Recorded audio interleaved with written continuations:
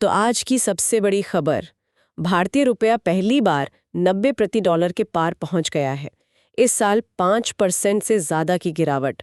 Headlines तो मतलब काफी डरावनी लग रही हैं। तो क्या हमें सच में टेंशन लेने की जरूरत है?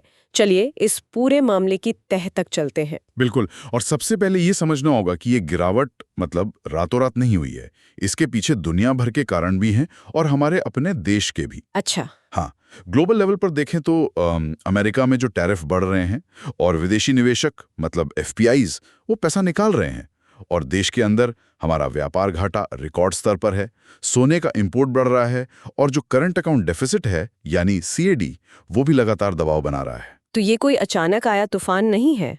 मतलब अगर हम जूम आउट करके देखें तो क्या ये एक पैटर्न का हिस्सा है? 4% कमजोर हुआ है। तो आज जो 90 का आंकड़ा हम देख रहे हैं ना, वो असल में दशकों से चल रही एक कहानी का अगला हिस्सा है। ये तो सोचने का एक बिल्कुल अलग एंगल है। यानी हम जिसे एक समस्या समझ रहे हैं वो असल में एक टूल या एक रणनीति भी हो सकती है, जैसे चीन ने अपनी करेंसी युआन के साथ किया है। आपने बहुत सही सवाल पूछा। इसके दो पहलू हैं।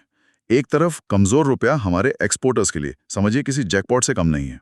आईटी सर्विसेज, फार्मा, टेक्सटाइल, इन सब के लिए ये अच्छी खबर है, अच्छी खबर कैसे? क्योंकि उनका सामान विदेशी बाजार में सस्ता हो जाता है, और ये अमेरिकी टैरिफ के खिलाफ एक क्या कहते हैं शॉक एब्जॉर्बर की तरह भी काम करता है। शॉक एब्जॉर्बर, ये सुनने में दिलचस्प है। इसका क्या मतलब हुआ?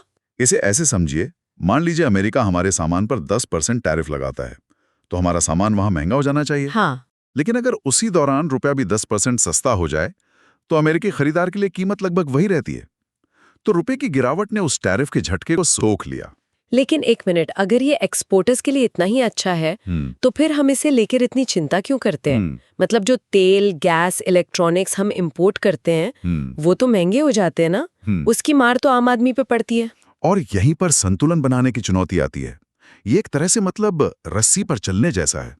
इसीलिए इस पूरे खेल में एक रेफरी की जरूरत होती है, और वो रेफरी है reserve bank of India, RBI.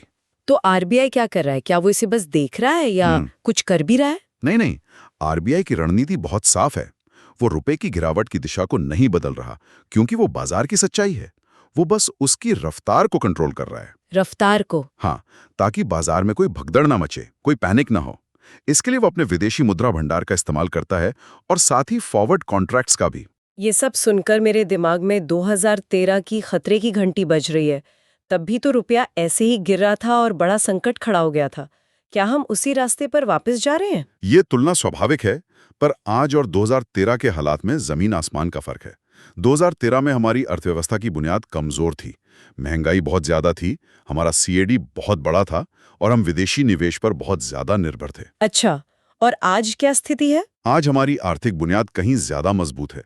विकास दर अच्छी है, महंगाई काबू में है, हमारे पास विदेशी मुद्रा का बड़ा भंडार है, और सबसे बड़ी बात, हमारी सर्विस एक्सपोर्ट्स अर्थव्यवस्था को एक मजबूत सहारा दे रही हैं। और महंगाई पर इसका क्या असर होता है? बहुत कम। एक और जरूरी बात है कि रुपए की गिरावट का महंगाई पर असर भी पहले से बहुत कम है। 5% की गिरावट से महंगाई पर सिर्फ 15 से 25 बेसिस पॉइंट्स का असर पड़ता है। बेसिस पॉइंट्स, इसे थोड़ा आसान भाषा में समझाएंगे? जरूर। 100 बेसिस पॉइंट्स का मतलब होता है 1%। तो 15 से 25 बेसिस पॉइंट्स का मतलब हुआ 1% का चौथाई हिस्सा भी नहीं। असर तो है, पर उतना नहीं जितना डर था, क्योंकि हमारा ज्यादातर खाना देश में ही पैदा होता है। तो कुल मिला के 90 का आंकड़ा भले ही सुर्खियां बना रहा हो, लेकिन घबराने वाली बात नहीं है। भारत की आर्थिक बुनियाद मजबूत है और ये किसी संकट का नहीं बल्कि एक सोची समझी प्रक्रिया का हिस्सा लगता है। बिल्कुल। और ये हमें एक बहुत जरूरी सवाल पर लाता है। ये देखते हुए कि रुपए की क्रमिक गिरावट हमारे एक्सपोर्ट के लिए फायदेमंद है, असली सवाल ये नहीं होना चाहिए कि इस गिरावट को कैसे रोका जाए।